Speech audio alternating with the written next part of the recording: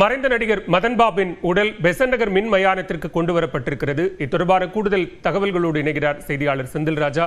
செந்தில் ராஜா, விவரங்களை பதிவு செய்யலாம். இறுதிச் சடங்கிற்கான ஏற்பாடுகள் எந்த அளவுக்கு நடைபெற்று வருகிறது?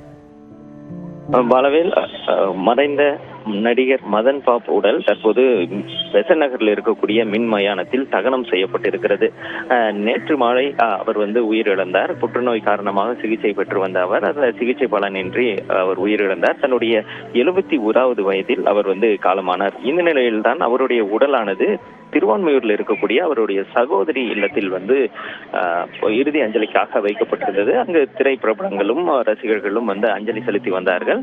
இதையடுத்து தற்போது அந்த 2:30 மணி அளவில் இங்கு பெசன்ட் நகரில் இருக்கக்கூடிய மின் மயானத்திற்கு மதன் பாப்பு உடல் கொண்டு வரப்பட்டது. அதற்கு பிறகு இங்கு ஒரு இறுதி சடங்கு நடைபெற்றது.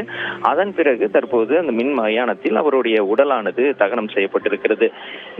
நடிகராக மட்டுமில்லாமல் இசைக்கலைஞராக தன்னுடைய அந்த பயணத்தை தொடங்கி இருந்தார். அதற்கு பிறகு நகைச்சுவை குணங்களை வளர்த்துக் கொண்டு நகைச்சுவை கதாபாத்திரங்களில் தேர்ந்தெடுத்து நடித்து வந்தார். ஒரு குணச்சித்திர நடிகராக ஒரு 190 படங்கள் அவர் நடித்திருக்கிறார். அதில் 187 திரைப்படங்கள் தமிழில் இருந்திருக்கிறது.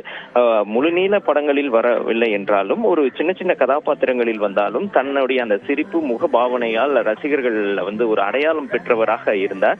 இந்த நிலையில்தான் கடந்த சில ஆண்டுகளாக திரைப்படங்களில் எதிலும் நடிக்காமல் ஓய்வில் இருந்தார். அவருக்கு புற்றுநோய் பாதிப்பு இருந்ததன் காரணமாக சிகிச்சையும் பெற்று வந்தார்.